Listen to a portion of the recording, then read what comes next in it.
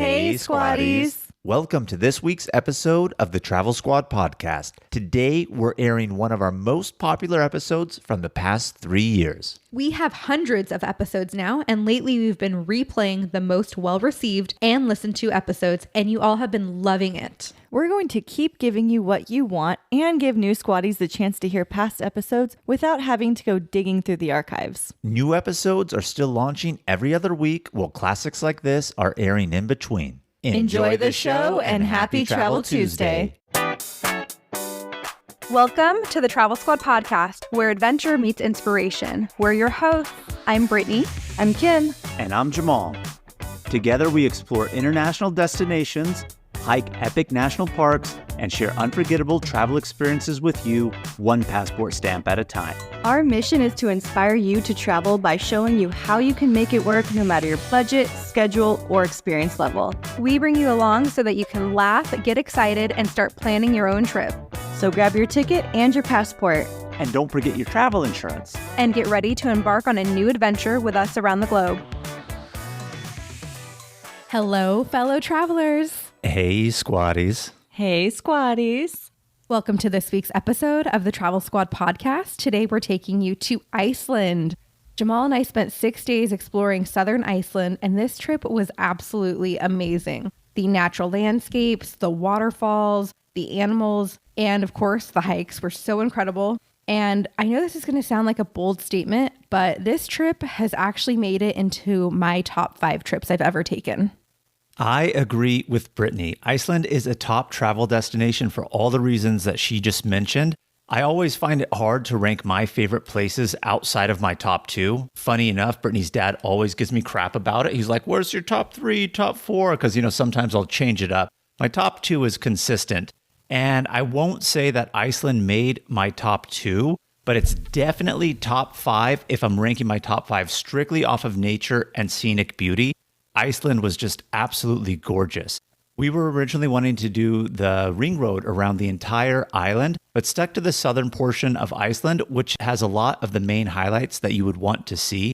We ultimately decided to stay in the south on this trip because the things that we wanted to see in the north were spread out really far and we didn't really have a lot of time. Whereas in the south, things are a lot closer together. But we loved it so much that we're definitely going to be heading back to Iceland in the future and taking on that northern portion of the island. I'm so excited to hear that you had a good time. I haven't talked to you about this trip yet, so I'm hearing everything for the first time. And that's what I wanted to start with was, what did you think of it? And it sounds like you had a really, really good time.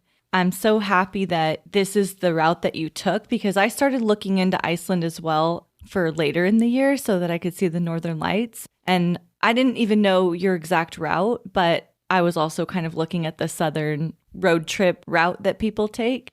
So I'm definitely taking notes on this episode here, and I want to hear what you did that you loved, what you did that you think you could skip, how much every single thing costs, and of course, tips. So let's start with the tips. Well, the first tip is to download a parking app called Parka. That's Parka. And we didn't know about this until we arrived in Iceland. And when we actually picked up our rental car, the person at the rental car company told us, hey, we should just download this. This app, Parka, is pretty much used everywhere throughout Iceland in downtown Reykjavik to pay for parking, as well as at a lot of the national parks and parking lots. There's not really entrance fees into the national parks, but they do require you to pay for parking. Some of them, of course, have the stands where you can pay if you don't want to have to download the app. But you may be facing a line during crowded times because everybody's in these main spots. So have the Parka app and it makes it a lot easier for you and you can just pay for parking that way. So another tip we have for you is to rent car or pocket Wi-Fi. And I actually rented it from our rental car company. We used Lotus Car Rental and it actually came with the premium insurance. And the premium insurance covers F-roads. And if you're not familiar with what F-roads are the 4x4 roads that you have to travel on if you're going up into the highlands and the mountains. And I wasn't quite sure if we were going to go on any or if we were going to want to do a spur of the moment decision to take an F-road or if we were just going to end up on one somehow. So I was like, you know what? I'm just going to buy the premium insurance and it comes with the pocket Wi-Fi or the car Wi-Fi. But there was an option if you don't want the premium insurance to just add it on for a price per day. and it just plugs into the car charger. You get Wi-Fi for up to, I think, 16 devices, and you can literally take it with you everywhere. We took it on hikes. We took it in the car. We took it in our hotel room. The connection was fabulous. We never lost service. And when you're on your carrier service, sometimes that service can dip low depending on where you are. We always had really great connectivity the entire time, even when we were up in the mountains. 2 questions for you. How were the roads? And if you didn't have the pocket Wi-Fi, would your cell phone carrier T-Mobile's provided phone service have been okay? So the roads were actually really, really good. And we didn't come across any roads that were really rocky or mountainous. And again, we just didn't know what route we were going to be taking if we were going to be true, Jamal. There was some canyon roads that we took to get to hiking points that you said you didn't like the roads. Well, yes, but those canyon roads were maybe dirt roads off of the main road that were gravel and rocks that you're going 10, 15 miles an hour down. That I just hate those roads anyway, especially when you're not in a big SUV with heavy duty tires. Yes, we had a 4x4 vehicle, and of course the insurance allowed us to go onto the F roads, and you could really only go on F roads if you have a 4x4, not even just an all-wheel drive. But I mean, in terms of like the main highways and everywhere we went, I thought they were good. You may be referring to the paths off to some parking lots where, yeah, they were the gravel roads. I just hate those in general. But in general, to get from A to B, I didn't find it to be a problem. And then your other question, Kim, was if we just had T-Mobile, would we have been okay? I think we would have been okay in terms of being able to get from A to B. But there are some remote places where you need to get onto the Parka app to pay because there's no stand to pay for it. And if you didn't have pocket Wi-Fi, you may not be able to connect to pay, or your connection might have been like lacking and really slow. So I think it was helpful in that sense that we didn't have to wait around to see if we had connectivity or not. We just were always connected. Okay, good to know. And let's talk about money. Is it a credit card country, or would you recommend bringing cash? Really great question. You know, we always like to have cash just in case, but throughout all of Iceland, honestly, you will be fine with credit card. You do not need cash whatsoever, except for maybe one reason, and I'll tell you what that is in a second. But speaking about credit cards, they really only take Visa or MasterCard. American Express is not taken. The only place that took American Express in Iceland was Costco, and they accepted all 3 major vendors, but that was like literally the only place that we saw taking Amex. So just Visa, MasterCard. The only place where I would say you would potentially need cash is if you're doing any guided tours and you want to leave money as a tip to your tour guide. But even then, I don't think you need to really change it to the local currency, which is called the krona. Honestly, if you have some US dollars or even euros, I think you will be fine, because what was really, really shocking to me, and then when I looked at the population of Iceland, it made a lot of sense. There's so many tourists that come to Iceland, and the Icelandic population is really small. What was it, like 350,000 some odd people? Most of the workers that are in the touristy areas and giving tours are foreign workers, either from Europe or the US. So honestly, if you give them dollars or euro, they can just trade it easily to whatever they need, if they need krona, or to their local home currency, which would either be the euro or dollar. So I honestly think you're completely fine without cash. How much cash did we pull from the ATM? We only pulled, I think, 60 or 80 bucks to be safe. Yeah, we knew we were going to some remote places, and we wanted to have just some cash on hand in case we came across anything. And then we wanted to pull cash for our local guides as well for the tours that we were doing. And the reason why we used the ATM to pull was we have a Charles Schwab debit card. And if there's an ATM fee, it reimburses us at the end of the month. So we're really not losing anything. So we're like, we might as well just pull a few bucks and see what happens. And it worked out perfect. And speaking of cash and credit card, I just want to mention one thing. You know, Brittany reiterated we wanted it for the tips and just we were going to be in remote areas just in case for whatever reason. We did come across a couple gas stations where they required debit only. We tried to fill at another location one time at a completely different spot, and they were telling me debit only, put in a PIN. So in a situation like that, you may want to have cash, but there was another gas station right by that we had gone to, and they accepted credit cards. So it's just err on caution, but you could honestly get away without cash, except for just those tips for tours. But if you're not taking any tours, probably don't even need it. Another tip for you is about the water. So the cold water from the tap is completely drinkable. It's actually really good, refreshing, way better than the tap from the US. But if you're in a town like Reykjavik, the hot water that comes from the tap is actually thermal water. So you don't want to drink that because it does smell like sulfur. So when you're showering in like Reykjavik, it will smell like sulfur, hot geothermal water. So you're smelling like eggs after your shower? Well, you're not smelling like the eggs. The bathroom, as it's steaming up from all that hot water, is smelling a little bit like eggs. And I won't lie, it's not really something that is pleasant. But of course, if you get into thermal waters, it's good for your skin. You come out, you feel really refreshed on it. But in other areas throughout Iceland, where they don't have the infrastructure to heat all their water that way, like in the major city of Reykjavik, it is regular heated water that's not from the thermals.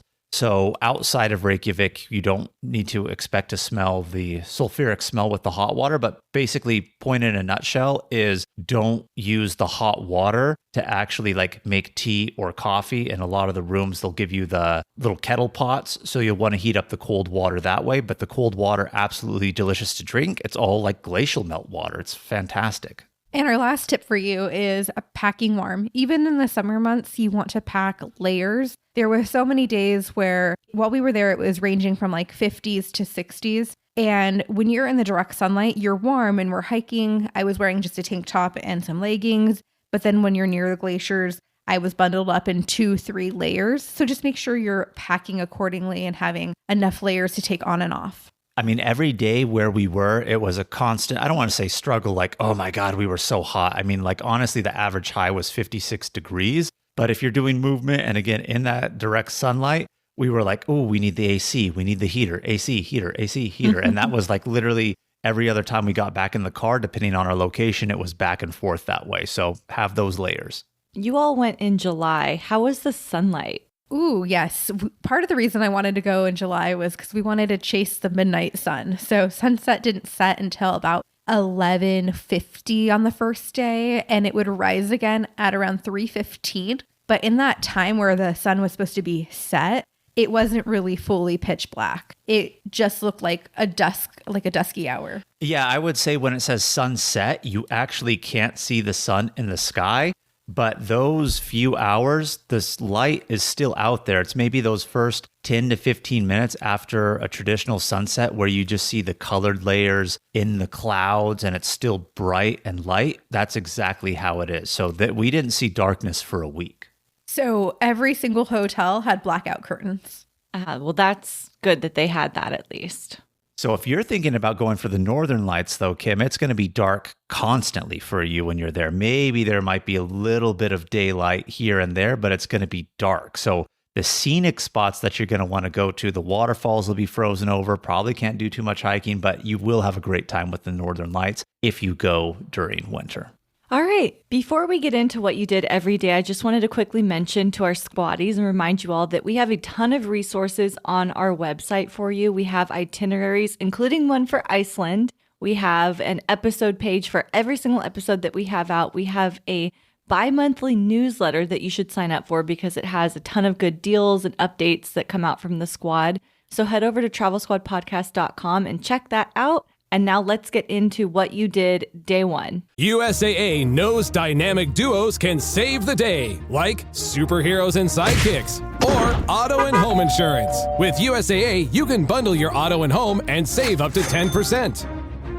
Visit USAA.com/bundle. Bundle savings are off total premium, not available in all states or in all situations. To qualify, auto policy must be active prior to property policy issue, subject to change. Restrictions apply. Membership eligibility and product restrictions apply and are subject to change. USAA means United Services Automobile Association and its affiliates, San Antonio, Texas. Hey, it's Paris. You know I love sparkly things, right? Like stars. Duh. And thanks to Hilton and Auto Camp, I just slept under them. Picture me serving looks by the fire outside my luxurious Airstream, making s'mores with the kids, while a national park is our backdrop. The great outdoors meets Hilton hospitality.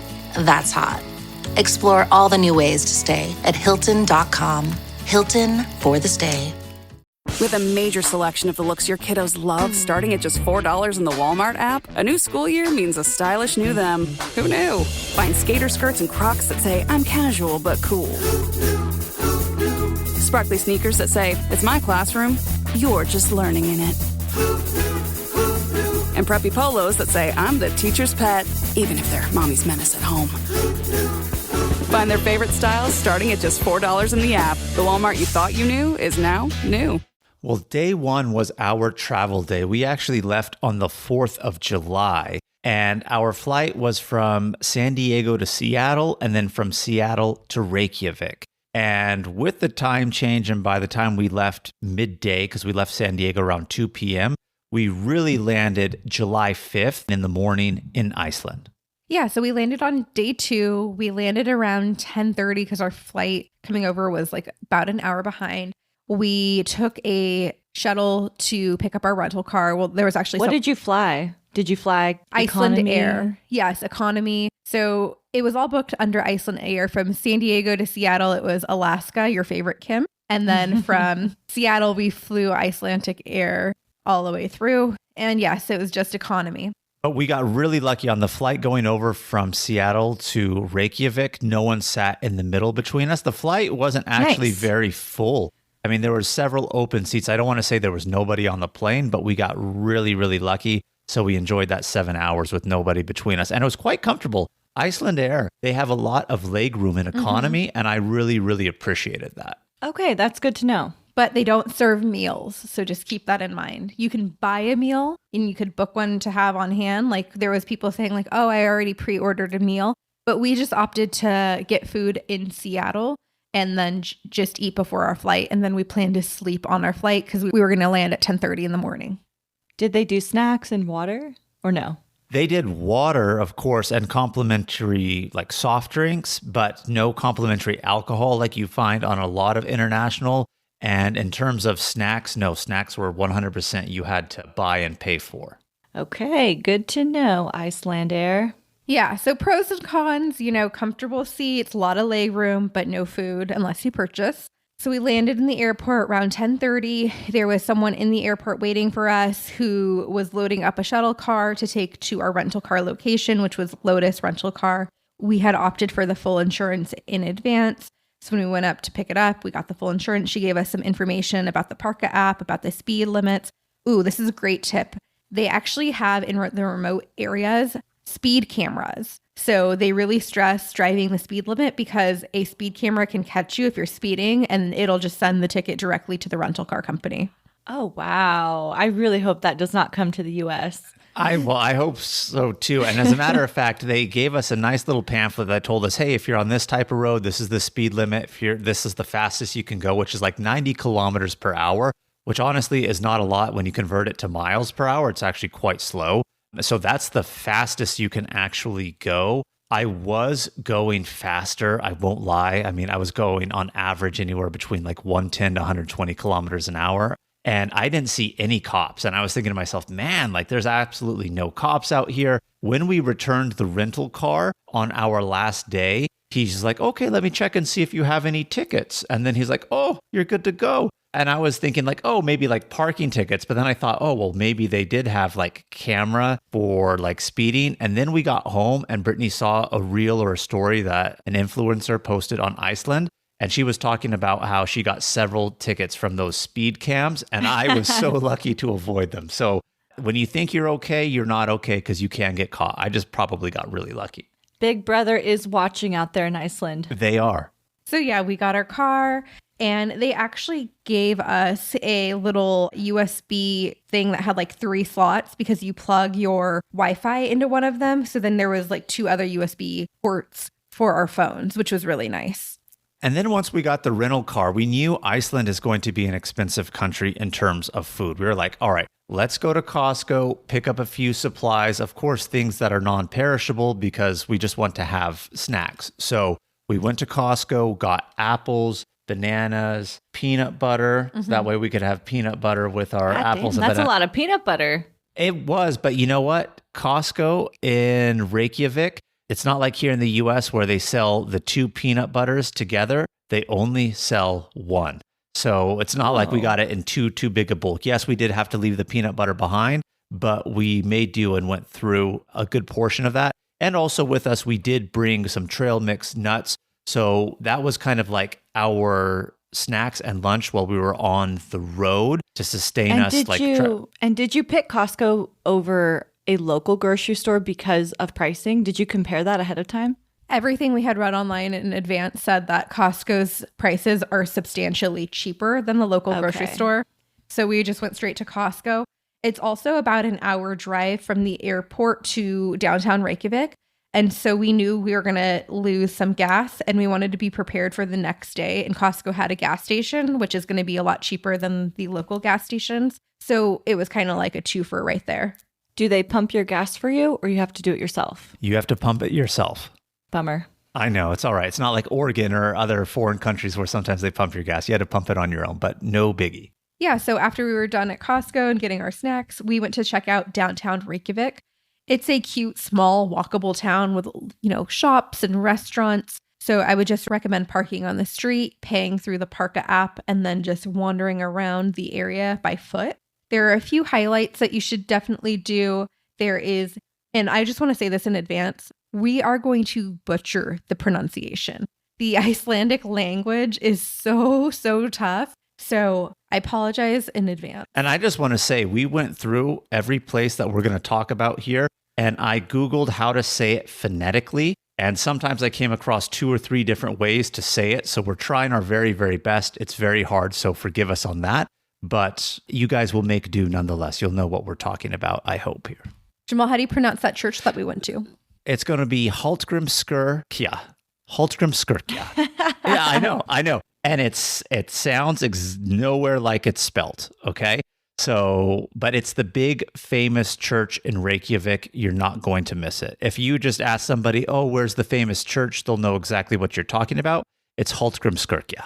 It's a Lutheran church located in Reykjavik. It stands about 74 meters tall. It's Iceland's tallest church, and it's the country's 6th tallest building overall. There are towers that you can pay to get up to and get like a panoramic overview, which will also look out to the ocean. And the actual church itself is free to enter. So it's definitely just nice to go in. In Europe, you go in, you see a whole bunch of churches that have paintings everywhere, the frescoes, and there is no wall that's like untouched. And here it's very bare. It looks more modern, more like, I don't want to say the word sterile, but it's just like very clean and modern. And there are like no paintings anywhere. Ironically enough, there were a lot of cruise ship tours that were here. I mean, you could see the people being led around and they had that. So, I mean, this is a popular spot to go and explore. And there's several things here in Reykjavik close by that we went to. So, I mean, you're going to hit all this kind of within the same proximity. We also went to check out Rainbow Street. So in Reykjavik, this is just a street that's painted down the middle with a rainbow. It's a walking street only, no cars, and it just helps support diversity. It's been there for years and years. So we went and checked it out. It actually leads up to this church. So you can get a good shot of like the rainbow in the forefront, yourself, and then the church in the backdrop. And then we also went and checked out the waterfront. We walked to see the waterfront, and that gives you your first real glimpses of the Atlantic Ocean and some of the landscape in the distance. And I remember taking pictures while we were at the waterfront because it was just so beautiful. And you look at your phone and you're like, the pictures don't do it justice. Like, you would look at these pictures and be like, what picture did I take? Like, I don't even need this picture. I know, no justice whatsoever, because the waterfront is really nice. And in the distance, you're looking off at some mountains and they're really beautiful. And I don't want to say they're really far, but it's really far when it translates to that image. And then, yeah, it's just like, oh my gosh. So when you're there, yeah, take the photo, you'll figure it out yourself. But when you're at the waterfront, just really look out and appreciate where you are and the scenic beauty that, like, wow, this major city with literally half the population of Iceland there has this beautiful view out to this amazing mountain backdrop. Was there anything you could do on the waterfront? Like go out on a yacht or anything similar? Well, I mean, they don't really have like yachts, but they have lots of I'm kidding about that part. But they have lots of tours to go whale watching. They have puffin tours out of Reykjavik to go to some areas where a lot of the puffins actually nest. So there is stuff to do there, but it's not going to be like your Greece, Santorini, sunset dinner cruise or anything like that. But you can get out on the water. Absolutely. Kim, have you heard Iceland's famous for their hot dogs? I've definitely heard about the hot dogs. Yeah. What'd you think? While we were in Reykjavik, we definitely had to try one. We tried the lamb hot dog. It was good. Definitely. You could tell it's fresh. You could tell it's lamb. It was good. But people hype it up so much and they're like, oh my God, they're the best things ever. I didn't think it was the best thing ever, but probably one of the best hot dogs I've had. And again, lamb would not be my choice for a hot dog. Did they have like beef or pork hot dogs? I mean, they do have beef, but lamb is such a major staple out there. I mean, when you're driving on the country roads, you're going to see lamb all over the place and sheep. So that's why you're seeing lamb a lot.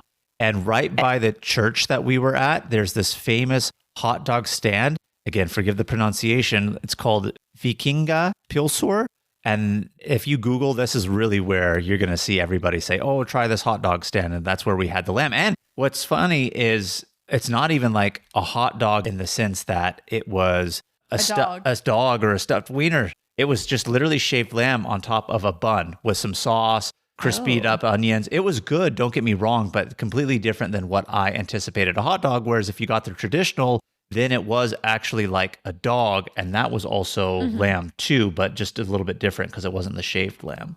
Yeah. I've also heard that the gas stations have really good hot dogs. Did you get any of those? We were actually wanting to get one from a gas station we had read about, but when we got there, it was too early in the morning and their grill wasn't on yet, so we missed that opportunity. But I have heard the same thing, that it's like Japan in a sense, where the gas stations have like pretty good food and you can get gas station hot dogs and they're pretty. Or like New Orleans, gas station fried chicken.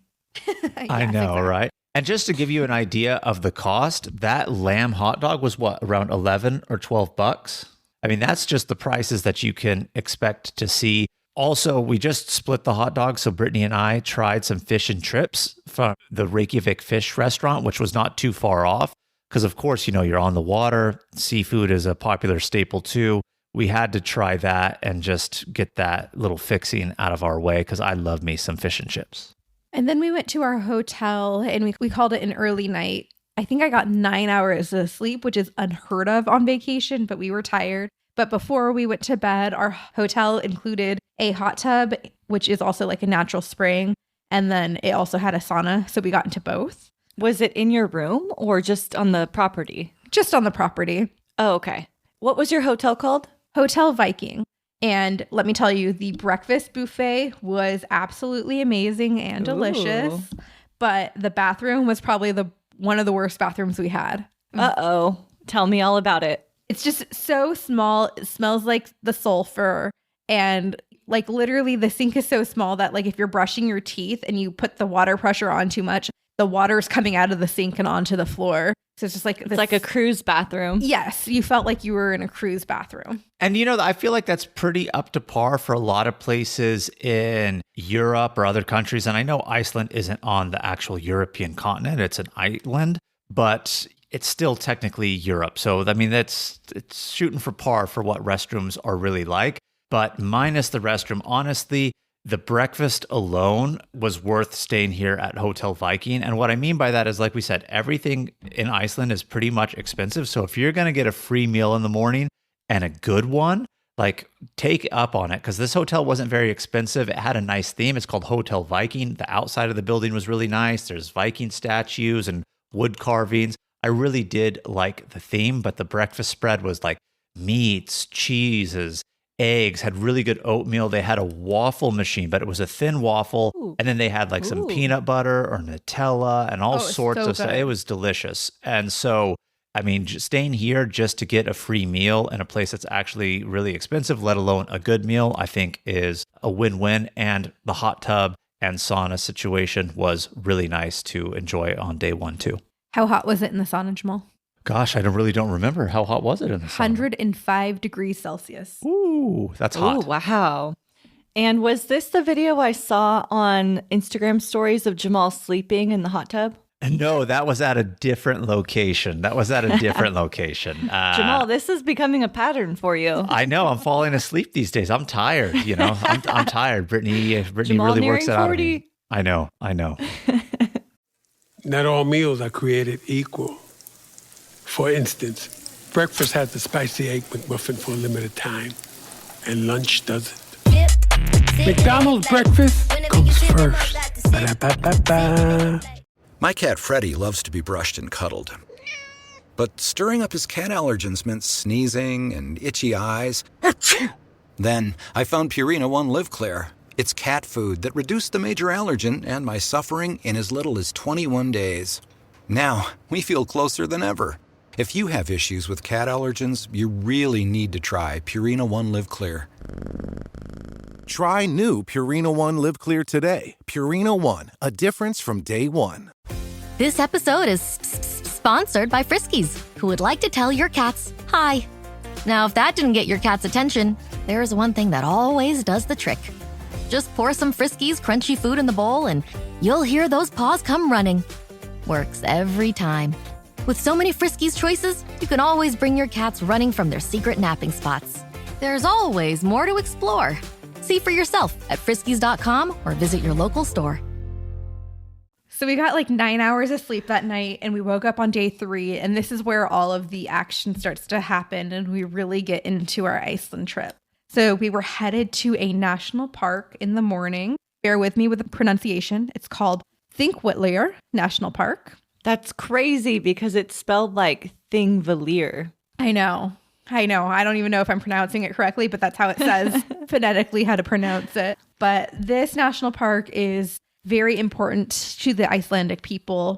It has geological importance and it has historical importance as well.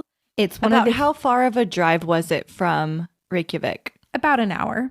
Okay. So this national park has something special where only a few places on Earth has it. It's where the North American and the Eurasian tectonic plates meet above the sea level and they create a rift or a divide. And then in that divide, it has filled with glacial water. So bright, clear glacial water. So it has a really beautiful landscape of rift valleys, cliffs, and then the fissure as well. But I also mentioned that it was historically important, which I'll let Jamal tell you about.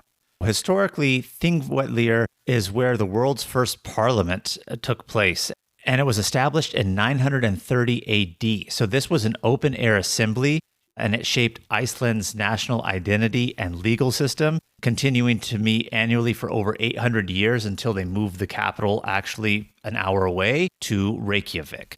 So this was where Iceland really formed as a country with all their tribes coming together, and it was designated a UNESCO World Heritage Site in 2004.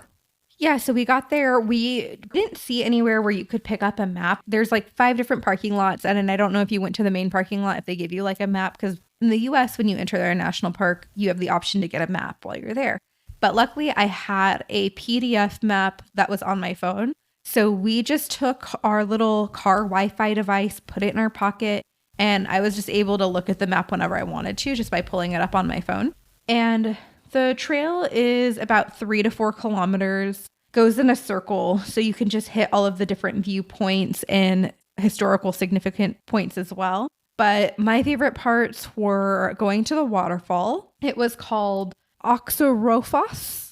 And I did learn one like Icelandic word. I know that foss means waterfall. And you didn't learn cheers? No, I don't think I learned No, we didn't cheers. learn cheers. Everything was so expensive. Honestly, Kim, I didn't even want to buy alcohol when I was there. It was crazy. Wow. I know. Believe Going it. cheap on vacation, Jamal. I wasn't going cheap on vacation. I was just, I just didn't have the desire when I was there. I was in such natural beauty and on a real natural mental high that I was like, I don't even need the alcohol. Yeah, so we went and saw the waterfall. Definitely worth doing that part of the loop. And then we also stopped into the church, which dates back to the 1850s. And so we went there as well.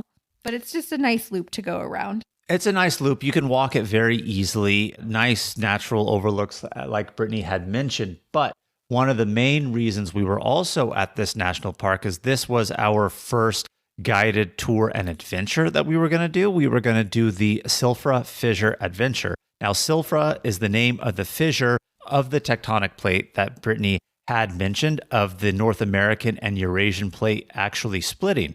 So there's a glacier maybe 60 kilometers away that actually, of course, as all glaciers pretty much are, is melting. that glacial runoff actually goes underground. And this is actually the first spot 60 kilometers away where it finally comes out of the ground and into an open little fissure and pond. And this is where you can actually get into a dry suit and do a snorkel between the North American and Eurasian tectonic plates. So we ended up doing that. And this was actually a really, really fun experience. The glacier's 60 kilometers away, but it takes 20 years for that water to melt and make it all the way to this spot. So that entire time, it's being completely filtered. So when it gets to that spot, it's ice cold, filtered, and so delicious. Like, she was like, yeah, when you get in the water, take a few sips. It's going to be the best water you've had. But what was really cool was, again, just how clear the water is. And then you're looking at these tectonic plates. And if you're not very big in geography and understanding how that works, there's two types of tectonic plates, divergent plates and convergent plates, right? The divergent plates, which is where this is literally where the Earth's crust is actually splitting apart. So you are in an active split apart of a tectonic plate, just swimming through here, seeing the natural beauty. It was an experience unlike any other that we've actually done. Year round, the water stays about 2 to 4 degrees Celsius, which is about 35 to 39 degrees Fahrenheit. So very, very cold. And we were kind of nervous beforehand because we were reading the instructions and it was like, make sure you're wearing thermal layers beforehand. And Jamal and I are like, we didn't bring long johns. Like, oh my God, are we going to freeze? But no, you're completely fine. I wore leggings and a long sleeve shirt and Jamal wore a long sleeve pant and shirt. Then they give you like a fleece, almost onesie to put on. And then on top of that, you get inside a dry suit, which is a very large, buoyant suit to help keep you afloat. So you like literally don't even have to try to swim. You can't even go underwater because you just are so like buoyant and you just float at the top. And then they put a cap on you. They give you gloves. So the only thing that's getting like direct contact with the water is just a part of your face, and you have the snorkel on that as well. It takes like an hour to get dressed, I swear, for all the parts. You have to like go into this little truck area. You have to take off your outer layers, keep your under layers on, put the onesie on, put the dry suit on, put the gloves on, put the cap on, get your fins, get your snorkel. Walk over to the fissure, which is maybe about like a 5-minute walk. But then once you're there, there's a little bit of a line of people trying to get in. So you also got to wait your turn. But again, it was a great experience. And if anybody is an Amazing Race fan, when they were in Iceland, they actually went here on the Amazing Race and had a challenge in this fissure. So just a little bit of trivia for you on that. They keep it to a maximum of 6 people per guide. So it's always going to be a small, intimate tour. And then our tour that we actually used, they took GoPro pictures for free and sent it to us on a Google Drive. So cool. Yeah, that's something to look into.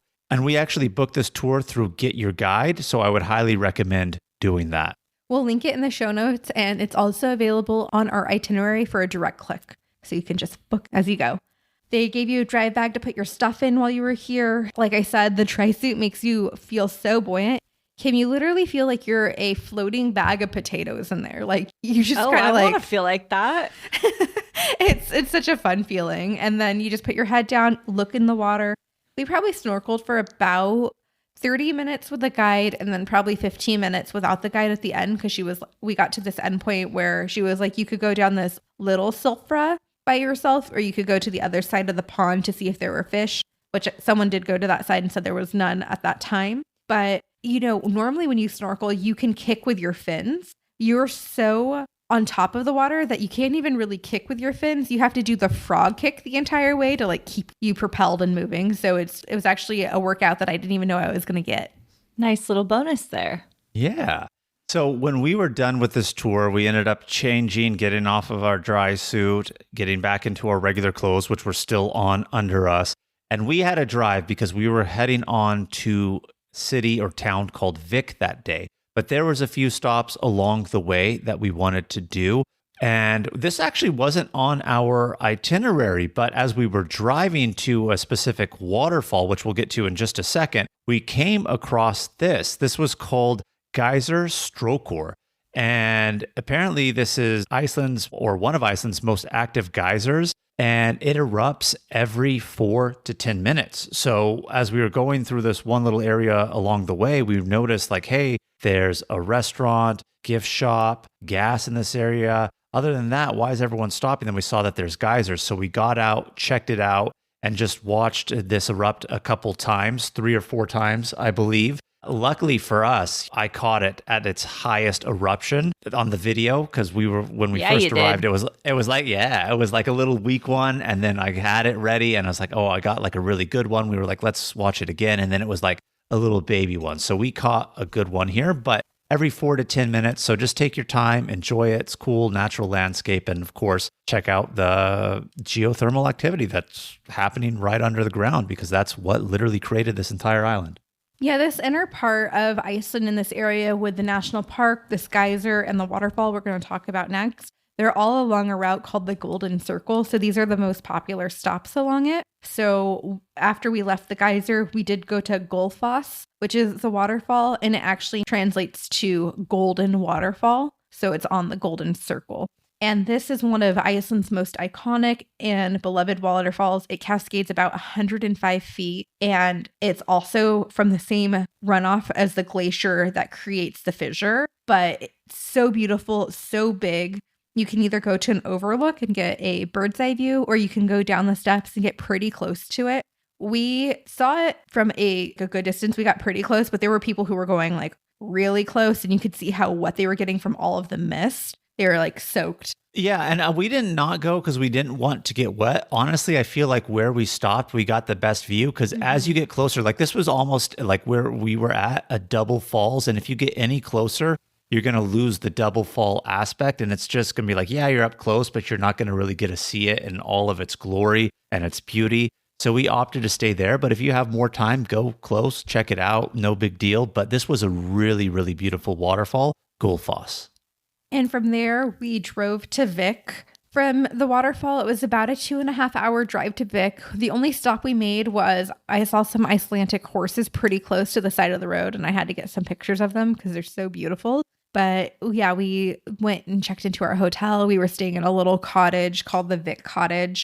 And Vik actually translates to the word bay. So a lot of areas from this town, you can get ocean views. We could actually see the ocean and some sea stacks from our little cottage area. And then even though it was kind of late, like it was like 7 or 8 at this point, we weren't tired because we had slept well the night before. And it's not getting dark. And it's not dark. So we're like, whoa, what else can we do? And I was convinced initially that we weren't going to see puffins on this trip because I had read puffins are more prevalent in other areas. And I was really, really bummed out about it. But I did some last minute research on like where you could see puffins in the south. And we were only about 20 minutes away. So I decided, yes, we're going to go try our luck and see some puffins. And I had heard that they nest on a seaside cliff. So we drove to that. It was called Dyrhólaey, and it was a cliffside. We were able to get so close to the puffins. And oh my gosh, I could watch puffins for hours. They are so cute. They are so entertaining. They go into these little burrows that they make. They fly out. They love on each other and like get close to each other and interact with each other. So exciting. I mean, these are obviously seabirds. They fly out and they fly out incredible speed and they dive into the water to catch the fish. But then you look at them and of course you can tell based off of how webbed their feet are that they are actually seabirds. But then you look at their beaks and they're so multicolored, they almost look like they should be in the tropics or in the jungle also. I mean, they are like literally these really cool looking birds. And we've talked about this before on the podcast. As I'm getting older, I'm really having appreciation for birds. I'm starting to love them as I get older. And I really love the puffins. But Dyrhólaey is really the only place kind of in the south region, or I shouldn't say the only place, one of the only places in the south where you will actually see the puffins, because I believe they more really nest along the north side of the island. But beyond just seeing the puffins here, there is a lighthouse. The lighthouse, okay, a lighthouse is a lighthouse, right? But here from Dyrhólaey, you get an amazing overlook at the sea stacks and all the rock formations that they have out there. A beautiful overlook of a black sand beach, which we're also going to talk about, that we went to and actually get on the sand, but you have a beautiful overlook of it. And this is just an amazing spot. And like we were really appreciating almost the midnight sun when we were out here because, I always wonder, do the animals, do they have a sense of time since it doesn't really get dark during that? Do they know when it's night or day? I don't know. They're all like always so active whenever you see them, but really cool. So come out to Dyrhólaey and check out the Puffins. So from here, we went to that black sand beach Jamal was just talking about that we saw from the overlook. It was called Reykjanes Beach. And this is a famous beach in Vik. It has the black sand with the basalt sea stacks on the sea cliffs. In 2021, it was actually ranked the 6th best beach in the world. But the reason why you want to go is to mostly see the basalt columns. And to best see them and get up close to them, you want to go at low tide. And so when I was doing research, low tide was going to be at like 1 a.m. And we're like, we're not going to go at 1 a.m. But I think we went close to 11. And so it was pretty low tide. So we were able to go and sit on the basalt columns. It's really photogenic, really pretty to go to this beach. You have a great view of the cliffs that the puffins are flying out of the ocean, the sea stacks. There's even like a little cave in this area. So definitely worth checking out. And even though it was ranked the 6th best beach in the world, I just want to say this is not a beach for swimming. It's probably ranked that high just to give you like a beautiful scenery that you will be seeing the uniqueness of the geological formations that are around. But if you are a Game of Thrones fan, they also did film some scenes of Game of Thrones at this beach. So it kind of has that type of like vibe and look. And so you'll really appreciate it when you're out here. This is a really cool little spot. So go check it out. Hey, it's Ryan Reynolds here from Mint Mobile. Now, I was looking for fun ways to tell you that Mint's offer of unlimited premium wireless for $15 a month is back. So I thought it would be fun if we made $15 bills. But it turns out that's very illegal. So there goes my big idea for the commercial. Give it a try at mintmobile.com/switch. Upfront payment of $45 for 3-month plan, equivalent to $15 per month required. New customer offer for first 3 months only. Speed slow after 35 gigabytes if network's busy. Taxes and fees extra. See mintmobile.com. Are you a forward thinker? Then you need an HR and finance platform that thinks like you do. Workday is the AI platform that helps propel your organization, your workforce, and your industry into the future. Workday, moving business forever forward. Brace the rudders! Brace the sails! Raise the sails!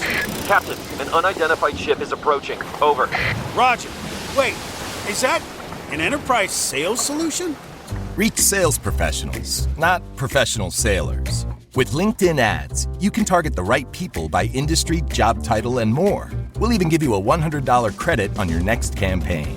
Get started today at linkedin.com/results. Terms and conditions apply. So we had a pretty late night, and then we were going to have a pretty early morning because day 4, this was a day I was really looking forward to. We were going to hike the Skogafoss waterfall hike. It's also called the Skoga Trail or the Waterfall Way, but it goes past about 25 different waterfalls. It starts at Skogafoss, and Skogafoss is one of Iceland's largest and most iconic waterfalls.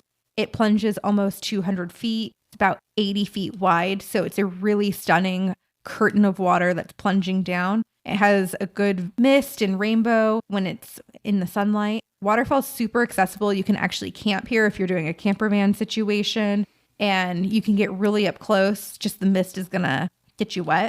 And then on the side of the waterfall, there is a bunch of stairs. You look at it and you're like, ooh, it's going to be an easy day.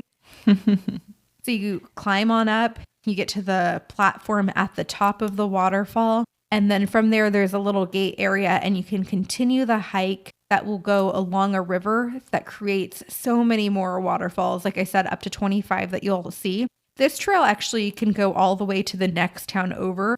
So that path is like 25 kilometers long. So we didn't do that. We went about 3 miles in and then turned around. So we did 6 miles round trip. I was following an All Trails map that had like a 10-mile one on there. So you can go as far in as you want. It's going to be so beautiful no matter how far in you go. Yeah, I mean, the hardest part is hiking up all those stairs because you're literally at the base of the falls, which is Skogafoss. Then you take all the steps up. And not to say as you continue on the trail, there's not going to be an incline because there absolutely is. But it's really mellow. And again, you are following that same trail and stream of water that's creating Skogafoss.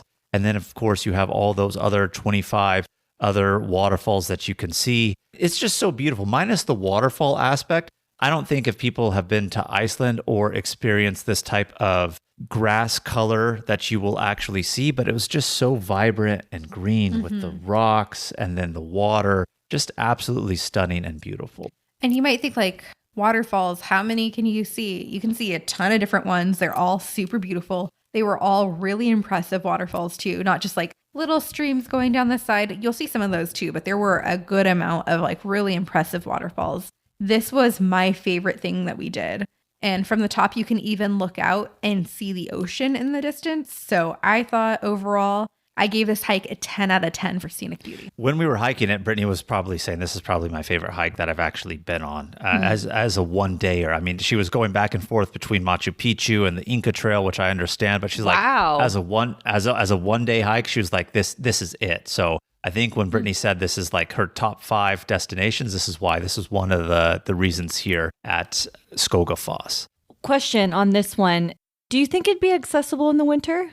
I think the base of the falls is accessible in winter. I don't know the rest of the trail at the top, like what that would look like if it's too icy up there. You could probably still get up the steps as well because there is railing to hold on to. You just might want to wear maybe shoes with crampons or something to get up there. But yeah, the base of the fall is absolutely still accessible in winter. And if you're lucky, maybe it's frozen over. I'm sure maybe it can possibly freeze over too. So you would see it in that way potentially. But when we were done here with Skogafoss, we ended up, guess what, going to some more waterfalls. I mean, you're going to see tons of them here because as you're driving along the south, there are the cliffs and mountains that has all the runoff from the snow and the glaciers and everything from the winter. So there's waterfalls galore. We went to another one called Seljalandsfoss, and it's kind of, I don't want to say it's a double waterfall. There's about 3 in the area on this one little path. And the other main waterfall that you would see here is the Jufraboy waterfall. And again, they are in close proximity to each other just on a walking path. But the first waterfall that I had mentioned, the Seljalandsfoss, it's a lot larger and it actually has an area where you can go behind the waterfall. So if you want to see it from behind, it's actually really cool. This is an area where it's going to get really misty on you also. And where we were talking earlier, we went from hot, cold, hot, cold. I mean, we were really cold when we were behind the waterfalls. Then we get on the main trail and it's quite warm. But tell them about the Jufraboy, Brittany, because that's the area where you go into that tucked in spot where they have the waterfall. It's not like visible from like the path. You have to actually go inside the canyon to see it. Yeah. So while we were on this trail, we saw a lot of people wearing ponchos. And we were like, why is everyone wearing a poncho? But it's because you can get behind the first waterfall Jamal was talking about. And then this waterfall that was called Jufraboy, Jamal didn't actually go and see it. He kind of stayed behind. You actually had to wade through a little bit of water and then climb over some rocks. And it was like in this cave and it was so misty in there as well. But it was really beautiful. It's kind of enclosed. You can see it cascading in from the top and then it kind of flows out. So definitely worth it in winter. I read that it looks like a scene in Frozen because everything's just kind of like frozen over with icicles. So it'd be one that's really cool to see in winter, I think, Kim, if you have the opportunity. But this took us about an hour to see all 3 waterfalls along this section. And then we weren't sure what we were going to do next. And we kind of went back and forth because I had originally on the itinerary put a crater, but it was a little bit out of the way. So we decided to do something from the next day that we were going to do. And so what I really love about the itinerary we've made is now that we've done everything, we've made changes on like, okay, this is exactly what we would do and how we would do it if we were going to do it next time, if we were going to recommend it to someone. So I'm excited for you guys to see all of that. But we went and did a canyon hike. The canyon was called the Floragluver Canyon. Yeah, again, forget the pronunciation so hard. If you really see how this stuff is spelled and how they say you say it phonetically, it's really, really hard. But yes, the Fjoragluver. Yeah, it was a very beautiful canyon. It's about a 2-mile hiking trail. Natural wonder, has beautiful dramatic cliffs, a winding river, and it's a really picturesque location. There is also a waterfall in that area as well. So it's a great leisure trail to do and to get some really good pictures. I really like the overlooks because once you get up, I mean, we say it's 2 miles, mile in, mile out. There's a little bit of a hike to get to the top, but once you're at the top, it's not too big of an elevation gain. And I want to say it's like mostly flat following along the canyon, but then you will get to this overlook where they actually have steel grates, railings, etc., that kind of like hang you over, look you over. You see the waterfall, see into the canyon. It's actually really beautiful, really pretty. You mentioned, Kim, earlier things that we would do or maybe not do. I'm not saying to not do this one, but if you are really in a tight packed situation, and of the 3 things that we mentioned that we've done today, I would say maybe this would be the one that could potentially be like, oh, okay, do without, because I would say it's the least impressive of all of them. But if you have the time and want to do it, I would say like absolutely for sure. I didn't dislike this, but just for you squatties, this is one of this day that I would say this would be the one if you were to skip to maybe pass. That's a personal opinion. And then we ended our day at the Vik Church. It's actually situated on top of a hill and it has ocean views if you're at the top. It's also in July, lupin season. And lupin is this very beautiful purple flower. They bloom in hundreds, thousands. You're going to see them all over Iceland. Very beautiful. And so in the front of the church, there's a whole bunch of lupins growing. So you can get a good picture with the lupins in the forefront and the church in the background with the cliffs and mountains in the background. Really pretty. And then when you're up there, you can look out to the ocean as well. So we just did a quick stop up there before ending our day there. So on day 5, we were actually going to be leaving the town of Vik and we were going to continue as far as we were going to go for the entire trip. So by this point, we're going to be making it almost to what's considered like southeastern Iceland. That's as far as we were going to go before turning back around. So we got up pretty early in the morning and we had a whole bunch of stops along the way to drive to our end point, which is where our hotel was. So our end point of where we were going was going to be Jokulsarlon, which in this region, there's a lot of glaciers that actually come really close to the ocean. So, I mean, we're talking about glaciers already, the glacial melt. These ones are closer to the ocean, the mountain region there, and they really come, again, a lot closer. So this is a lot of the iconic spots within Iceland for people to go and see. So this is where we were heading for the day. So about 15 minutes outside of Vik, we went to this cave called Yoda Cave. When you're inside the cave, it actually looks like Yoda, of course. And then there were actually scenes of Rogue One filmed here. So just a quick little stop to break up your drive. And I think this is part of the area too where Brittany was saying, oh, well, that's not entirely true about all the roads. Again, the main roads are fine. You had to get off on a dirt road, gravel road here. And it's not very far to the cave, but of course the speed in which you have to drive being on those type of roads makes it a little bit longer. So if you are a Star Wars fan, want to see unique cave formations, this is a cool little spot to check out along the way, not too far outside of Vik. Question for this stop, as well as some of the other roadside stops you've been doing. Do you have to pay for parking at each one of these?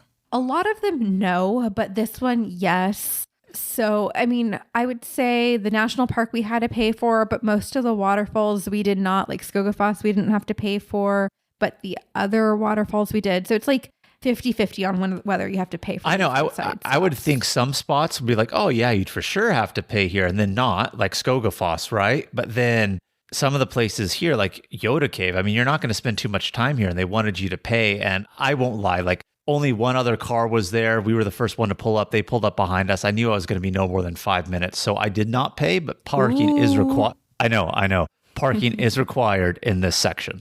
I think it's on private land, and so the landowners want you to pay more than it being like a national park or something like that. We then continued on to the mossy lava fields. Iceland's famous for their woolly fringe moss, and it can grow like really deep, like 60 centimeters deep even, and it's very, very fragile. So we went and stopped at this lava field that's covered with this beautiful moss. I know you see all these lava rocks and then you don't really realize that it's a bunch of lava rocks because it looks like it's green and grass, but it's just this really thick layer of moss. So they have a cutout area where you can park, walk a tiny little trail, get the overlooks and views of it, which again, it's on the way. You're not driving too far off the path because I mean, the parking is literally right there off the road. Go check it out. The mossy lava fields, really beautiful. They do have areas along the path where, of course, because they made the path, the moss has actually died. I mean, they knew that going into it. I don't advocate touching things that you shouldn't touch because, as Brittany mentioned, it's very sensitive. It could take even hundreds of years for it to recover. But the moss that you find that is on the path that is already kind of dying, touch it, feel it. It's so interesting, soft and smooth. But any of the other moss that is untouched, please don't do it and don't ruin it. I mean, it's literally taken hundreds of years to start looking like this, but just absolutely breathtaking and beautiful. We also went and stopped at a waterfall called St. Jornafoss. This is just a really quick stopover at a waterfall. It's a wide waterfall. It flows into this blue, tranquil field. Good pictures. There was only like one other couple there while we were there. So a lot of these stops, like, you get to yourself, which is really awesome. It just helps break up the drive. And then also near this waterfall is a gas station, and you want to specifically fill at one of these gas stations in this small town before continuing on, because you're going into more remote areas and gas is going to be very limited. And this is the town where I told you and mentioned earlier that one of them was saying debit only. And then we went to the gas station right across the street, and then it would allow us to do credit. So this was in this region right here. So just do keep that in mind. We then continued on for another waterfall called Skogafoss. This is a 2-mile hike to a waterfall. It's famous for the basalt columns that it flows over. Really beautiful. You can get great views from the overlook, or you can hike down right in front of the waterfall as well to like a platform that they have. Of course, we did that. Jamal was like, I bet we're going down there, Brittany. And I was like, we sure are. He knows you well. It was up, and then you get the overlook, and then she wants to go down to get close, and then it's up and down again. And I knew that we had a lot harder hike coming. But before we got to Skogafoss here, we did all the other stuff that we had mentioned. But once you leave Skogafoss and the gas station area that Brittany had mentioned, and you're working your way here to Skogafoss, you start really seeing a lot of the glaciers for the first time really along your drive. And there's spots where you can get out, take photos. Not that it wasn't scenically beautiful before, because it was, but now you're really actually starting to see the glaciers. And there's so many concentrated in this area. It's all coming from one off the top of the mountain, but there's so many slopes on the side of the mountain that they form their own little individual glaciers. And that's where you really start seeing it right here. And it's really cool. Yeah, and this waterfall is actually what served as inspiration for that famous church we talked about in Reykjavik. So just think about that this waterfall helped inspire the design of the main church in Reykjavik, the tallest church in Iceland. Really cool. So then when we were done with this waterfall here and this 2-mile hike, this was the big hike coming up and that I was really, really excited about. It's called the Mullagliafur, if I'm saying it correctly. Again, forgive the pronunciation on this. But this is really awesome because where you start and the parking lot, again, you are a lot closer to the glaciers than when I said you started to see them. Like, you're literally up at a glacier and you can see it melting into its own little lagoon. And then you start hiking up and there's these beautiful mountain formations, the rugged rocks, the green landscape of all the moss that's growing.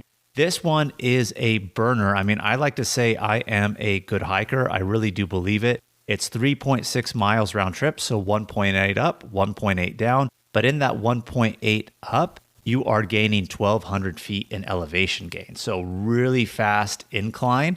And that last third of the way on this hike really, really gets you a lot more to get those overlooks and views. But you get to the top, you can see the glacier at the top of the mountain. You see the waterfall run off from it. This was just absolutely beautiful. And, of terms of hikes, Brittany liked that big waterfall hike at Skogafoss that we saw the mini. This one right here at Mullagliafur was my favorite hike that we did. This hike made us work. I was reading the all trail reviews as we were coming up to it, and it was like super challenging, extra hard. Not sure if the view is worth how hard this hike is. Jeez. And then Brittany was like, that's the one I want to do. Of course, that's the one Brittany wants to do. But I'm glad she chose it because this was my favorite hike. I really love this. I felt the reward after the burn. And, when you do a hard hike, you really feel like you've earned it. But I don't know what people were talking about like, oh, is the view really worth it? It is when you get up there. I mean, the top view, like, okay, I can see what they're saying because you get to a spot maybe 2/3 of the way up where you're really close to the waterfall. And I would say maybe that's a little bit better. But even the view from the top is still really nice because then you could start seeing a little bit of the glacier at the top of the mountain as it's melting. But yeah, absolutely stunning, this hike. Yeah, it was a really great hike. And you know it's a hard hike when Jamal asks for a break or two. And Jamal just like powers up with his long legs. I'm always so jealous. He's just like powering up. Yeah, question for you. What percentage of this hike did you spend together versus hiking apart? That's a really good question. I would say, maybe 75% not together? Yeah. Yeah? This is insane, squatties. On our recent trip to West Virginia, I found out for the very first time that Brittany and Jamal do not hike together on all these trips. They're separate. Well, I don't want to say separate. We're on the same trail and we're together. I would say maybe I get myself sometimes, 25 to 50 feet in front of Brittany. Then I'll slow down, wait for her, catch up. We'll walk together. I try to keep pace with Brittany, and it's not that she's not a good hiker, because she obviously is. She hikes fast. No, I know, but she's 5 feet tall and I'm 6 feet tall, so I have extra legs. And if I'm walking at her full speed of what she could do with her 5 feet, I'm walking slower. And to walk slow, like on as incline versus just kind of like powering through with what my normal speed would be, it's harder for me. So I don't like to be slow on my hikes. I'm not like trying to run it, but I'm just going at my normal pace. But my normal pace is faster than Brittany's. And so we just get that spread between us. But we'll catch up. On the way down, though, I always try to make a point on the way down to stay closer to Brittany so that we're talking together. That's where our togetherness was. Kim's mind blown over there. I like to hike right next to my hiking partner. I don't want them even a foot in front of me. As we found out as we were hiking Havasu 5 Falls. Are your business expenses playing hide and seek? With Uber for Business, the small spends that slip through the cracks, like rides and meals, go right where you need them. Because it integrates with leading expense platforms, you can say goodbye to surprise costs, missing dollars, or chasing receipts. Everything's track downable. Uber for Business.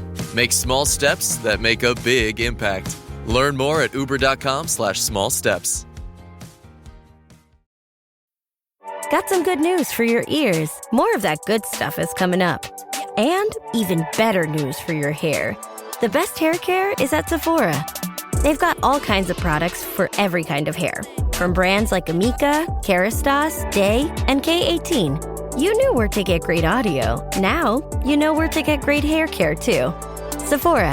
Good news for great hair. Shop hair care now at Sephora.com. Gatorade is the #1 proven electrolyte blend designed to hydrate better than water. So you can lose more sweat and raise your game. Gatorade, is it in you? But as we were talking about this hike, Jamal mentioned there's a waterfall. It's one of Iceland's tallest waterfalls. It's called Foss Falls. It has really beautiful blue water at the bottom. And then Jamal mentioned you can see to the side the glacier that is melting into a glacier lagoon. We're going to actually visit this glacier lagoon later, so stay tuned for that. But really beautiful, really worth the views. So we actually went to 2 glacier lagoons next. We skipped the one right next to this hike because we were kind of on a time crunch. We wanted to get food, and food was ending, I want to say at like 5 or 6 at these food trucks at the Jokulsarlon Glacier Lagoon. So we booked it on over to that lagoon, grabbed some food from the food truck, which had langoustine. I know you're not a seafood fan, Kim, but they had like langoustine soup and like a langoustine type lobster roll. So we went and ate there. Did they have non-seafood options? There were 2 other food trucks that had non-seafood options. One of them was a burger truck that it looked actually really, really good too. But we wanted to try the seafood. So we ended up doing that. But yeah, this is the area. This is the main glacier lagoon where most of the people are at to go see the views, where those food trucks are. So we checked this out. We were actually going to be here the next morning to do our other tour, which was taking the Zodiac boat out on it. But we still wanted to get there, 1, for the food, and 2, just to really enjoy the views. So you're up close to the glacier. You see here in the lagoon, and when we're talking about this, up until like the 1960s and 70s, this was like pretty much on the ocean. Unfortunately, there's been so much retreat and glacial loss that it has now formed this lagoon. So all this is melted glacial water. And of course, as the glacier melts, the ice caves off of the glacier, which creates the iceberg. So this lagoon is filled with icebergs. You see seals swimming through here on the icebergs. You see just all these beautiful colors from the icebergs. So we really enjoyed the scenery that we had right here. And then when we were done in this area, just across the way is what's called Diamond Beach. And it's called Diamond Beach because as the icebergs get smaller, wash out actually to the ocean, when the waves crash them back up on shore, you have small pieces of the icebergs that are on shore that look like diamonds because they're so bright from the colors, they're clear. It's just absolutely beautiful. The Diamond Beach is pretty hit or miss because you never know what you're going to get. There was melted icebergs on there and we saw it, but then you see photos of times where it's absolutely filled a lot more. But we got our satisfaction seeing it, but I wish there was more, but you just never know what you're going to get. So this is just right across the way from Jokulsarlon Diamond Beach right here.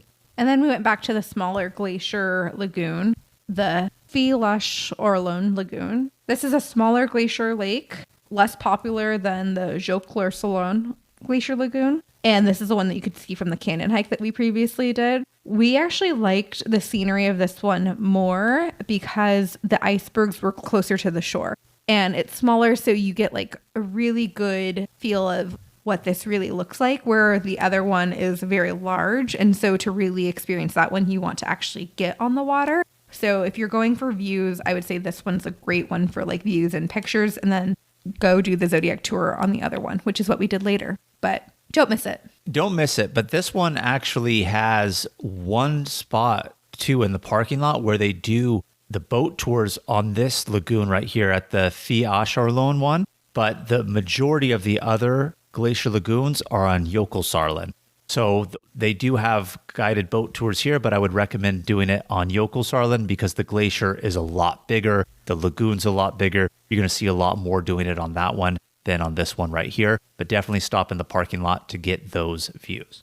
Then we stayed at the Foss Hotel Glacier Lagoon. This was our favorite hotel of the trip. Very beautiful, very nice bathroom, heated tile floors kind of thing. You know, they had hot tub. This is the hot tub that I fell asleep in. Oh, nice. Yeah. And it also had a sauna here as well. So very nice hotel. What about the hotel in Vic? Did it also have a hot tub? No, we stayed in a little cottage that didn't have a hot tub, and that bathroom was cute, but the bathroom was like a cruise bathroom. But a lot nicer than the one at Hotel Viking. Yeah. You know, what made it feel like a cruise bathroom is it had the shower doors that kind of like pull in to be kind of like rounded and expand out and in. Yeah, I know. But it was a lot nicer of a bathroom. But the one right here at the Foss Hotel Glacier Lagoon, this was maybe the best hotel that we stayed at in terms of just ambiance, bathroom, regular room, everything. We really did enjoy this hotel a lot. I feel like the sauna and hot tub experience after being out in the cold and snow and everything all day long must be so nice to come back to. It is. It's so nice. This is who knew that I was going to pack like 3 different bathing suits to Iceland, and this is why. And it's called Foss Hotel Glacier Lagoon. Do you have a view of the Glacier Lagoon at all? No, we didn't have a view of the Glacier Lagoon. I don't know if any of the rooms did. We had a mountain view, but from the hot tub, you have like views of the ocean. Okay, I'll take that. I have views of the ocean. I think it's called Foss Hotel Glacier Lagoon because it's in close proximity, but I don't even think you're in close proximity enough to actually see any of the glaciers in this area. So do keep that in mind, but it is a nice hotel, close enough by 20 minutes close to these ones that you're in a good spot. So we rested up, got in the hot tub, the sauna, went to sleep. The next day is day 6. And this was Jamal's favorite activity, is what we started the morning with off. Yeah, so like I had mentioned earlier, the next day, which now happens to be today, we were going to do the Zodiac boat tour on the Jokulsarlon Glacier Lagoon. So the Zodiac boat can fit about 8 to 10 people. We arrive, we're pretty much the first tour of the morning. We're dressed up in, layers. And by that, of course, we have our normal pants on, but Brittany and I both have our heaviest jackets on. long sleeves under it. We're even wearing scarves because when we were there the day before, the wind that just came off the glacier and that cold air, I'm like, oh my God, and we're going to be on the water, we're going to be on a boat, we're going. So we dressed rather warm. It was a little bit less windy this day than it was the day before. But when you get there, they still give you a onesie kind of like Arctic suit to pull up over it. So you have an additional layer on top of that. We were thinking to ourselves, are we going to be really warm with those layers that we're wearing? But it was absolutely perfect, especially kind of being the first boat of the morning. It's still kind of that crisp air. So we didn't feel excessively hot with that, but they do give you an extra layer to pull on top. The tour's supposed to last an hour. Our tour guide went over an hour, which I'm actually kind of like happy about. You know, 2 hours? Not to 2 hours. An hour and a half. I would say maybe about an hour and a half. Oh, nice. But you can tell he really liked what he was doing too, because he brings his own camera out there. And of course, he's doing the tour for us. But if he sees something that he likes, he's taking his time, really appreciating it there, telling us what's going on. So it went longer than the hour that it's supposed to go. So normally an hour.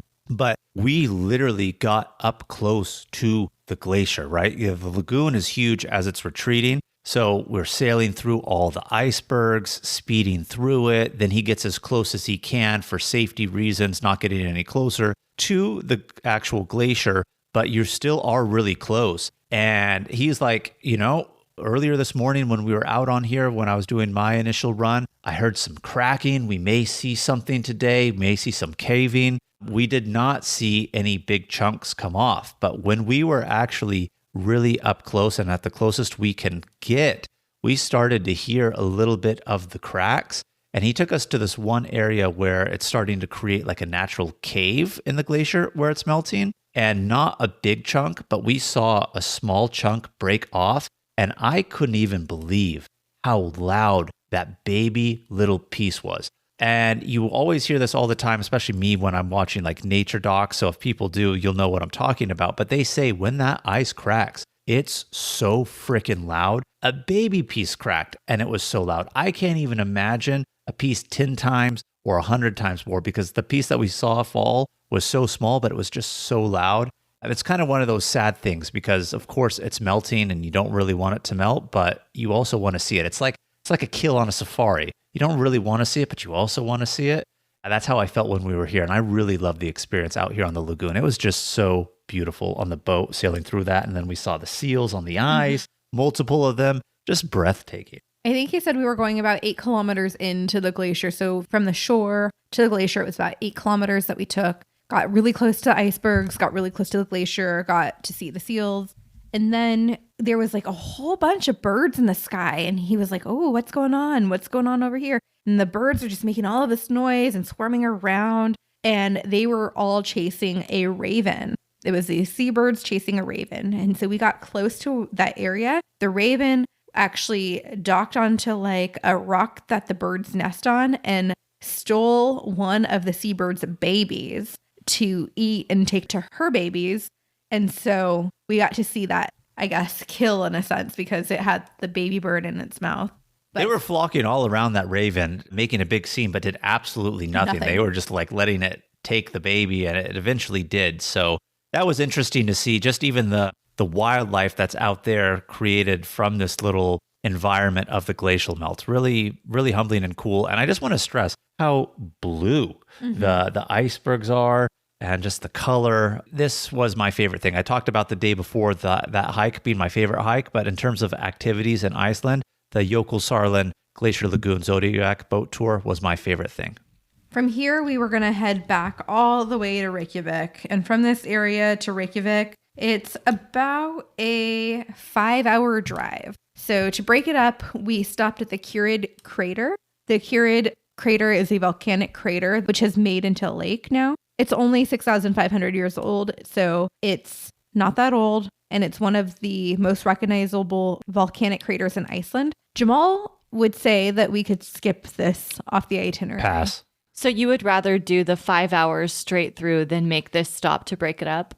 Well, this is maybe about 30 minutes collectively out of the way.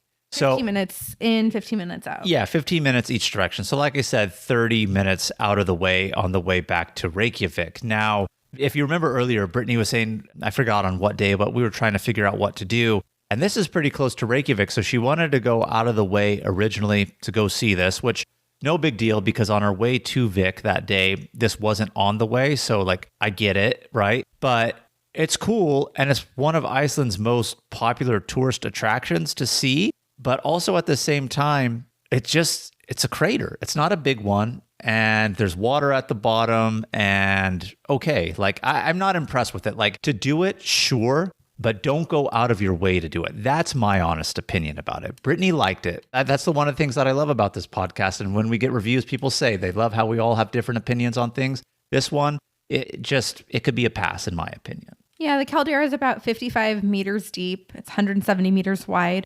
You can actually do the little walk around the top of it, or you can hike down to the bottom where the lake is, or you could just stand at the overlook, which is what we did. I feel like because this is one of the very last things that we did, and with everything else that we did in Iceland, it's not as impressive as some of the other things. So I enjoyed it, but yeah, I could agree with Jamal that if you're not looking to break up the drive, it probably could be passed on.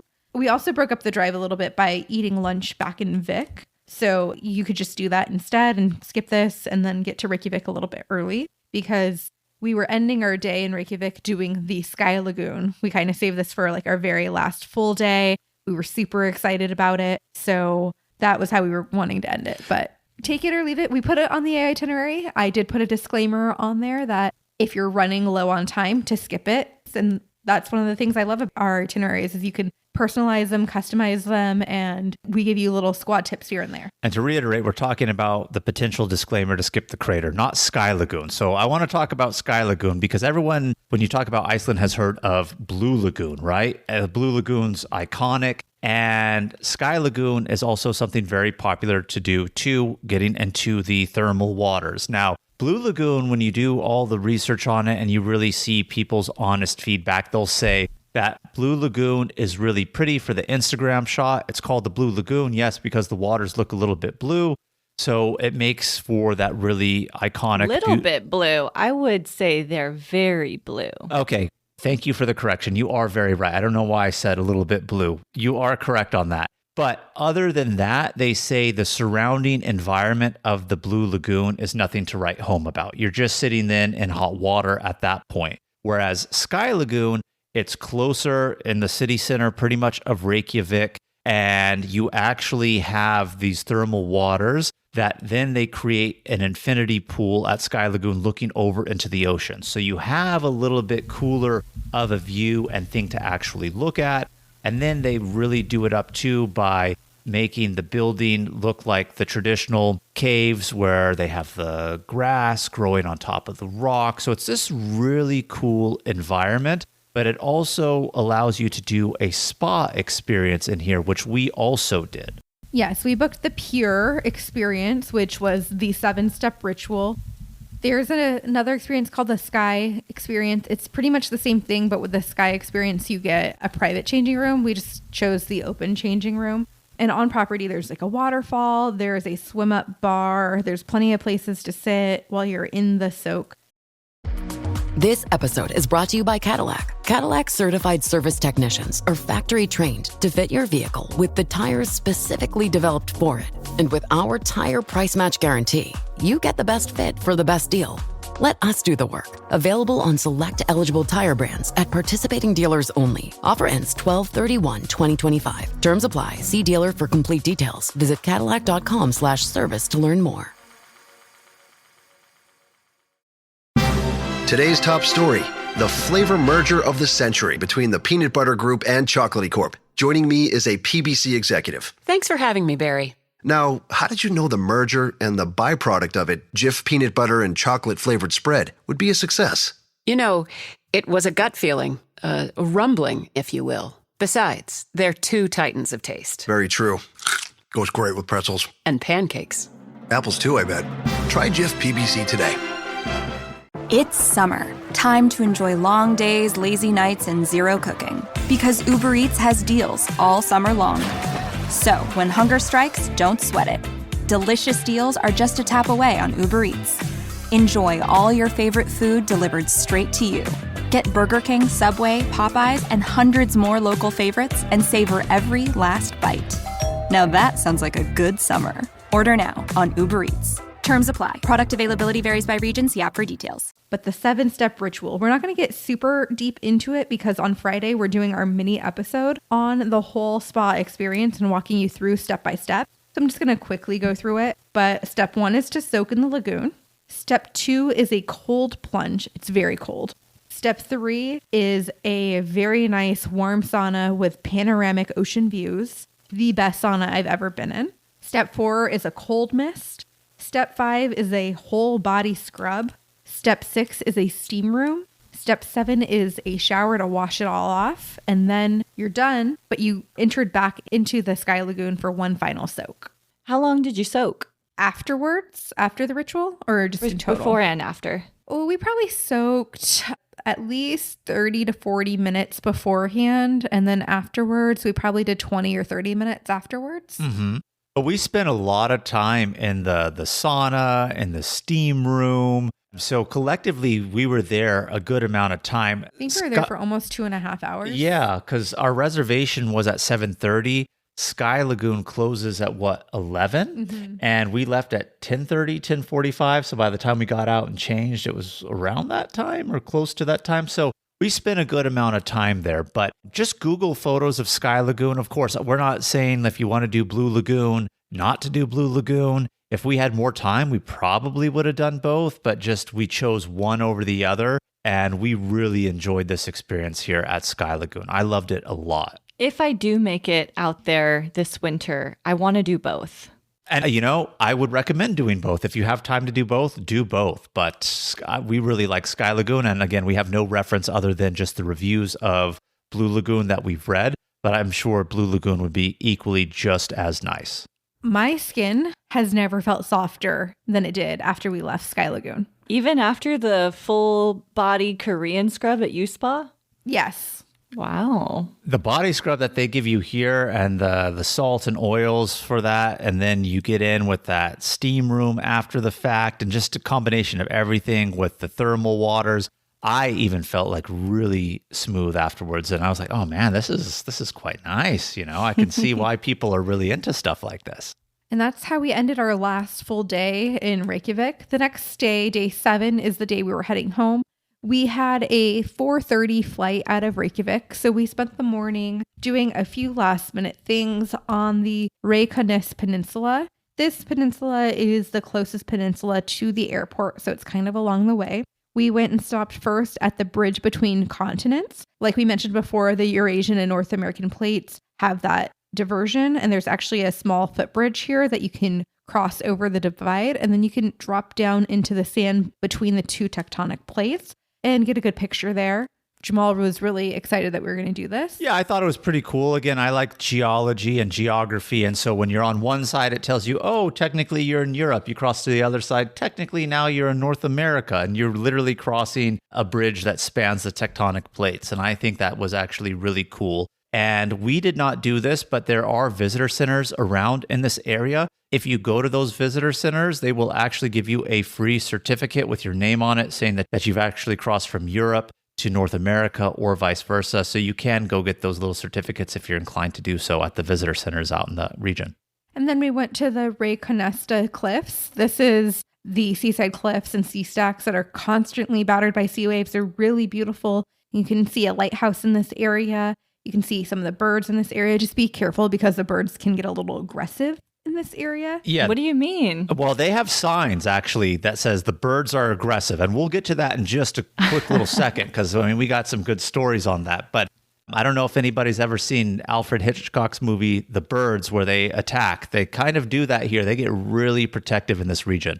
So when we were at these cliffs, we didn't experience it. But when we went to one area here in this region, we did end up getting attacked by birds. So we'll get to that very shortly. Jamal, what movie was filmed in this location with Will Ferrell? I don't know what movie it was. I thought it was just like a little scene that they did. But Will Ferrell and Rachel McAdams did some sort of either film or scene for something out by these sea cliffs. And they were dressed up like Vikings, playing keyboards, and they have those keyboards as a statue out there. And then they have a sign where you could scan a QR code and like watch them do that video. So we were in that region, but I don't remember exactly what it was. So something cool if you're into movie and TV trivia. Just across the street, there are some hot springs called Lagoon Hot Springs. It's a little boardwalk area with mud pools and steam vents. We just did the quick little boardwalk and enjoyed that. The boardwalk's actually named after a ghost that was causing havoc in the area. And it was causing havoc into the area until a local priest set a trap and she fell into the hot springs. So it may or may not be haunted. Some local lure going on out there at those hot springs. Are they hot springs that you can go into? Oh, no, your skin will boil off. You don't want to get into that. Yeah. It's definitely kind of like a Yellowstone activity out in that region, just like bubbling water. Yeah. You definitely don't want to get in there. Were there any natural hot springs you could go into? If there were none that we actually did our research on, I'm sure that Blue Lagoon is a natural hot spring, right? Sky Lagoon is also one. I don't know how much of the water they actually let cool off or if it comes out in that region in a cooler mode. But yeah, none that we actually saw that were like, okay, I'm really out in the middle of nowhere and let me get in. It's temperate for my body, even though it's hot. I'm not too sure, but that's I know a great there question. are in Iceland, but you have to hike quite a bit of ways to get to them. And none of the areas we were at that I've researched had them, but I know there are some there. And so after we were done at the hot springs of Gunungver, we went on to Brimkatil. Now, this is a lava rock pool, and you can have all these lava and volcanic rocks that are just flowing into the ocean. By flowing, of course, it's not active lava, but of course it was at one point, and it's created these lava rocks and pools. But this is the area where we ended up getting attacked by birds. We were parked in the parking lot. Apparently, they're nesting out in this region. These are the same birds, by the way, that let the raven take their little baby. And here they are over here, not even doing anything to the raven, but they are physically attacking us. They touched skin on my head over here. We get out of the car. Some people are walking back from the rocks and they said, watch out for the birds. They're actually like attacking. I said, really? I said, we saw the signs, but he's like, no, I think they have a nest here. They're actually attacking. But he said, but once you get to the stairs, you're okay. So I think you get out of their area once you get to the stairs. So we go and they start dive bombing us, trying to like hit our head, attack us. And they're really chasing us. I was quite shocked. We get to the stairs and then they stop. And then we overlook the lava rock pool. It's pretty cool. Again, something to do. It's not like an absolute must. We were just killing time. But those people, they waited in their car for us to be done. And as I was going back to the car, I noticed they were filming. And when I got to the car, they said, thank you for that. They literally stayed to watch so that they can film it because they experienced themselves getting attacked and they wanted to see somebody. They were dive bombing the shit out of me as I was going back to the car. Yes, they were. You know, I also got swooped on by a bird recently out here in Austin, first time ever, and I don't trust birds anymore. They're up to something. I feel like they have a little evil in them. A lot of birds are nasty birds. I won't lie, especially seabirds. Lots of seabirds are the nasty birds, you know what I mean? So I feel you on that one, Kim. I said earlier, I like birds, I really do, but some of them are just, they're gross. They're nasty.